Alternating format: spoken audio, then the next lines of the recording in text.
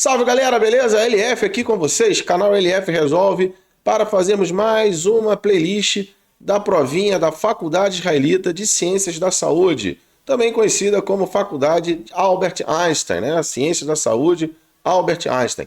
Então galera, essa provinha ela é feita pela Fundação VUNESP. LF vai resolver aqui as 5 questões objetivas nesse vídeo e depois no outro vídeo eu vou fazer a questão discursiva dessa prova que foi aplicada em 2022 para a entrada em 2023. Assuntos abordados: separação de misturas, eletrólise, composição de compostos, né? Composição centesimal, vários assuntozinhos legais e reação orgânica também, já ia esquecendo, mas reação orgânica também foram os assuntos, cálculo de pH. Então são assuntos importantes que caem bastante nas provas espalhadas pelo Brasil afora.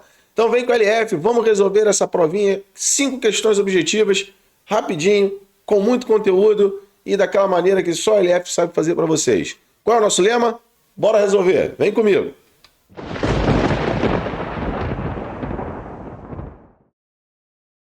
Então galera, vamos lá, a primeira questão, a questão 31 dessa provinha aí que foi aplicada em 2022 para a entrada em 2023, ela está relacionada ao conteúdo de separação de misturas. Então vamos lá, ele pauta assim pra gente, ó. Um chá é preparado mergulhando-se um sachê contendo ervas, que é estado sólido, né? Então as ervinhas estão lá no estado sólido, e aí dessas ervinhas aqui dentro tem um saquinho que ele é permeável, né? A água entra e a água sai.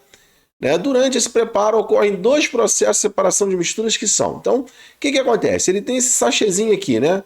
Que tem um material permeável. A água entra em contato com o sólido aqui, e aí o que ela faz? Ela extrai, ela retira o princípio ativo do chá.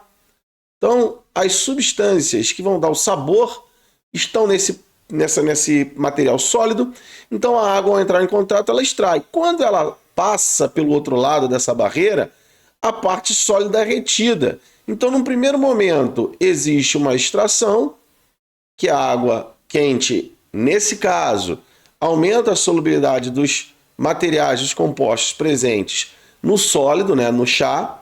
Não é sempre que o aumento da temperatura aumenta a solubilidade, tá? Nesse caso aqui aumentou. Então, houve uma extração, no qual a água solubiliza esses compostos, e a segunda barreira, né, retém o material particulado. E aí a gente trata de uma filtração. Então, a gente vai marcar a letra C, né? Extração com solvente e filtração.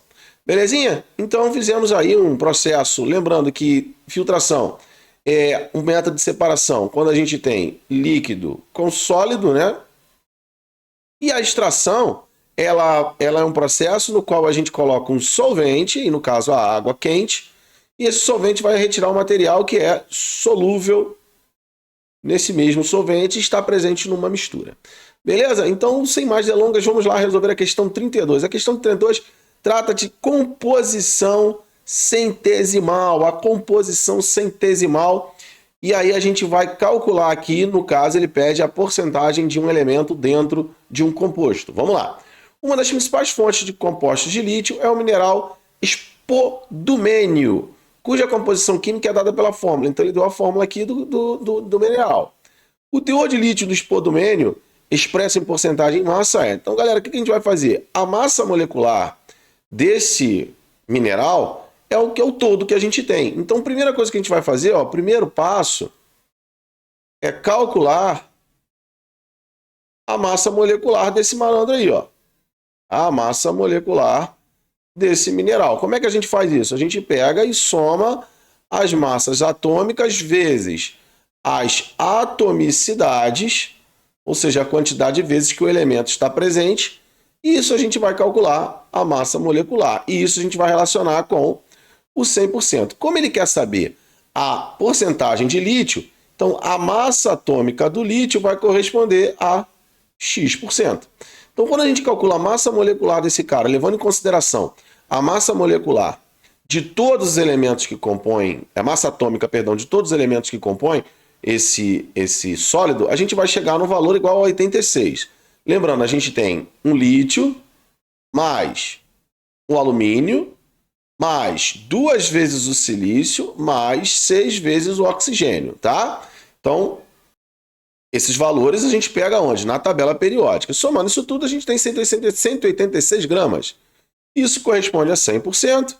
Logo, a massa do lítio sozinha, que são 7 gramas, né, vai corresponder a X%. Então, quando a gente faz aqui a resolução da regra de 3, a gente vai encontrar algo em torno de 3,7%. Tá bom, galera? Então é só resolver a regra de 3, que vai ficar assim, ó. 7 vezes 100 dividido por 186. Belezinha? Vai dar algo próximo de 3,7%. Show de bola? Então, encontramos aqui a nossa resposta, letra A. Show! Vamos para a questão 33. A questão de 33 envolve cálculo de pH. Vamos lá, vamos lembrar aqui, né, depois da leitura da questão, vamos lembrar aqui como é que calcula pH, tá?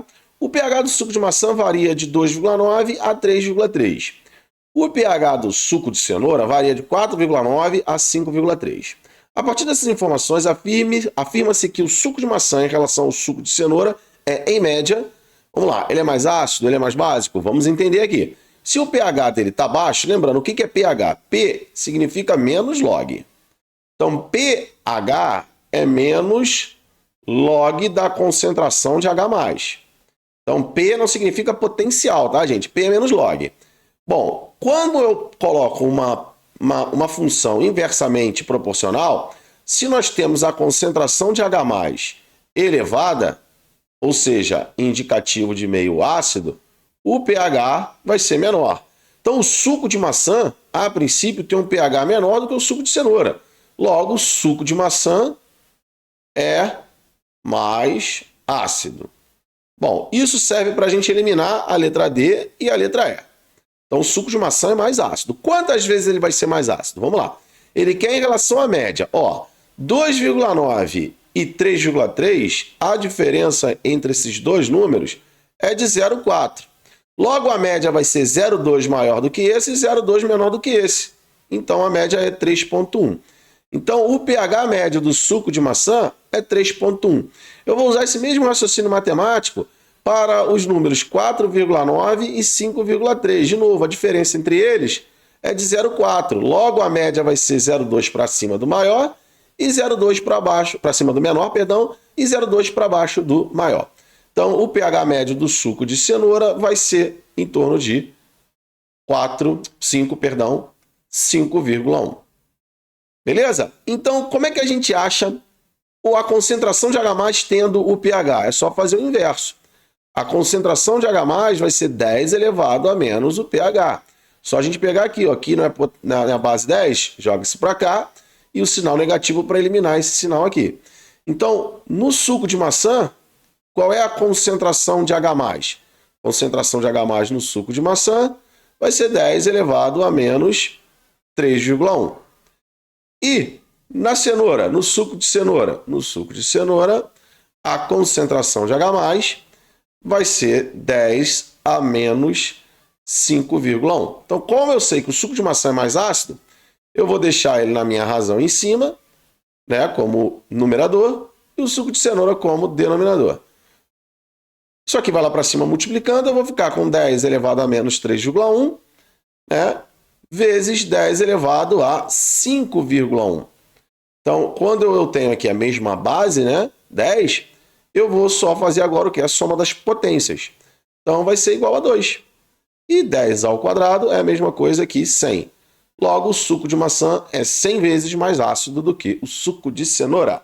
Beleza? Aplicação de pH direto, calculando a concentração de H+. Show de bola? Vamos para a próxima questão? Vamos para a questão 34. Um estudante resolveu cobrear um objeto de aço inoxidável por meio da deposição eletrolítica de uma camada de cobre metálico sobre o objeto. Para isso, ele montou a cuba eletrolítica ilustrada a seguir e deixou funcionando durante 80 minutos sob a corrente elétrica constante de 200 mA. Então, considerando que a constante de Faraday é igual a 96.500, estima-se que a massa de cobre metálico depositada no objeto de aço inoxidável nesse processo foi aproximadamente... Vamos lá. Primeira coisa que a gente tem que saber é o seguinte. A primeira coisa é a gente fazer o seguinte, ó.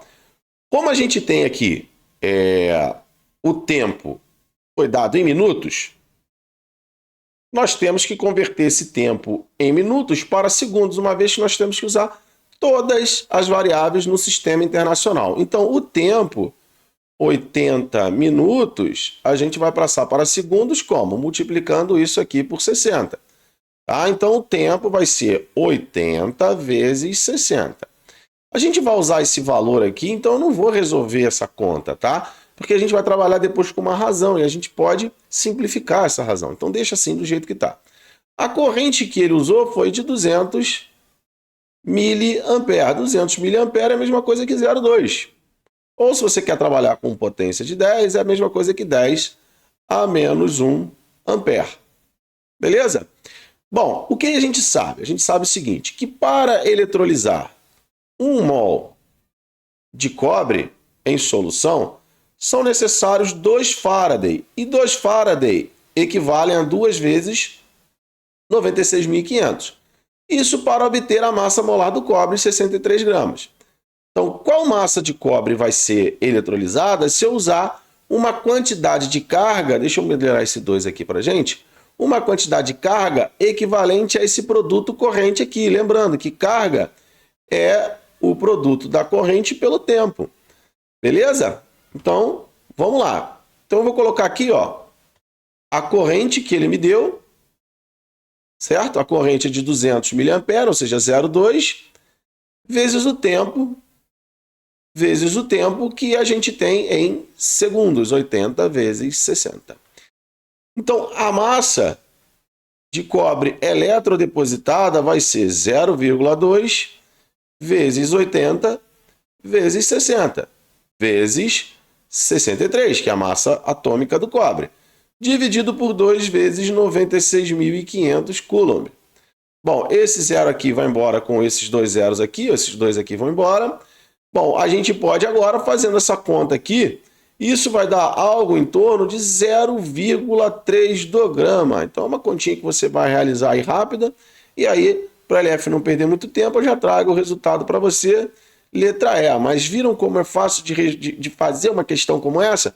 Viu qual foi o raciocínio? Ó, aqui a primeira linha é referente ao elemento. O que vai mudar de um para outro? Vamos supor se eu tivesse alumínio. Se eu tivesse alumínio, o alumínio ele precisa de 3 Faraday. Então, tu vai colocar 3 aqui e aqui tu vai colocar a massa do alumínio, que é 27. Então, a massa atômica do alumínio é 27 gramas por mol. O LF, se fosse o sódio, aí você ia colocar o sódio, o íon dele é 1+. Então, você ia colocar o 1 aqui e aqui a massa atômica do sódio em gramas, 23 gramas. E embaixo você vai botar o produto corrente. Tem questão que pede a corrente, tem questão que pede o tempo, mas aí ele vai te dar os outros dados. Por exemplo, ele daria a massa. Qual é o tempo necessário para obter tanto de fulano? O raciocínio sempre é esse. Nunca você vai precisar decorar fórmula, tá? Sempre resolvendo aqui com uma regrinha de 3. Belezinha? Então vamos lá, vamos para a última questão dessa prova aplicada em 2022. Então ele diz assim, ó, o polímero conhecido como plástico verde é o polietileno, produzido a partir do eteno, né, proveniente do etanol. Um recurso renovável, em vez do eteno proveniente do petróleo, um material fóssil. A reação de obtenção do eteno a partir do etanol se dá pelo seguinte mecanismo. Então tem aqui o álcool, tem presença de ácido, né, meio ácido, H+, forma essa espécie aqui, esse cátion aqui, e esse cátion ele se desproporciona formando o eteno, água e H+. Bom, olha que essa reação aconteceu, ó, ela produz água. Se essa reação produziu água, essa é uma reação de desidratação. Beleza, galera? Bom, vamos falar um pouquinho sobre desidratação de álcool. Existem 2 formas de desidratar o álcool. O álcool ele pode desidratar, como foi feito aqui, a desidratação dele dentro da própria molécula do álcool, ou seja, a água vai ser a combinação da hidroxila de um carbono com o hidrogênio do carbono vizinho. Beleza? Então tá aqui ó, o carbono vizinho, o hidrogênio sai, combina-se com o OH, formando uma dupla aqui. Então, essa reação é uma reação de desidratação que formou o quê? Alceno. Então, olha o macete do LF. Toda vez que você tiver uma desidratação de álcool que forma alceno, ela é a só lembrar desse Azinho aqui, ó, intramolecular. Então, ó, fala assim, ó, intraalceno. Então, a desidratação intramolecular produz alceno, beleza? Bom, e qual é a outra desidratação, LF? A outra desidratação ocorre entre moléculas do mesmo álcool. Então, vamos lá, desidratação do álcool, que é o etanol aqui, ó. Então, a molécula de água, ela vai ser formada a partir da reação entre 2 mols da molécula do álcool. Então, a água vai sair aqui, ó.